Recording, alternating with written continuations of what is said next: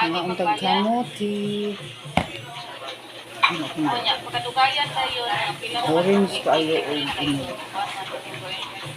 Paris na po sa bulad. Oh, nahurot na ang bulad. Ulo na lang nagulad. Yan kasi is Paris ang bulad.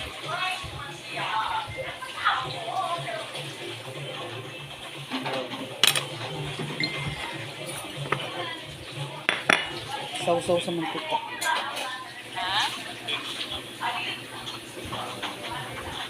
May require longer periods of immersion, sometimes up to several days. During this time, fishermen constantly monitor the weather and sea conditions. A sudden storm or a sudden change in currents can have a major impact on the position of the patriot. Even causing them to be swept away, they must be prepared to respond to any situation. Sometimes having to move the cages to a safer area will adjust the harvest time. When it is time to harvest, an equally important and physically demanding step is pulling the heavy cages out of the water. Ulo sa bulad. Crunchy kayo.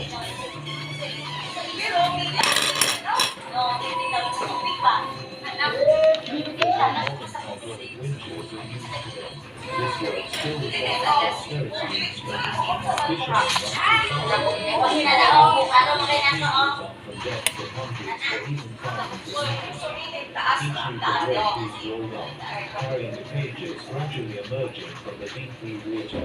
The moment the first crab Lain yung matigulang ka pagkamaon ka mukha o ulo sa bulad. feeling of extreme excitement. Ang nabantayan niya, ikaw matigulang, di ba? Lamian ang mukha o ulo sa bulad. Kinamdam ko sa kong lula sa unang Rosalinda. Magtubalay ka, ngita yung ulo sa bulad. Bantog ra di ay kay lami man di ay.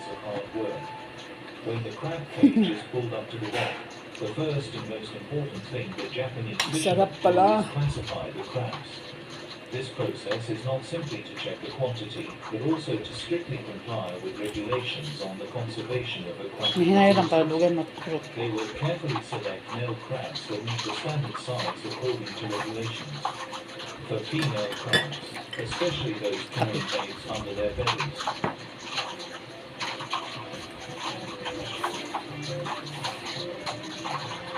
Nilang sa kuka, mantika ang kanak.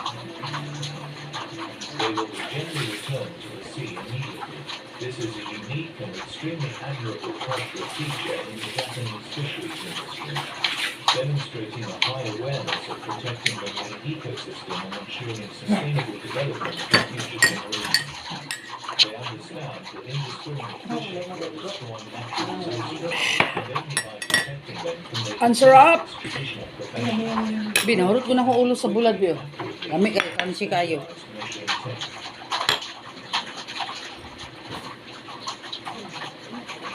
Nahurot mo ka na ako nirong kamote.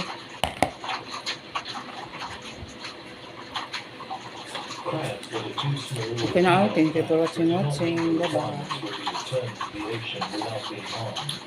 This ensures that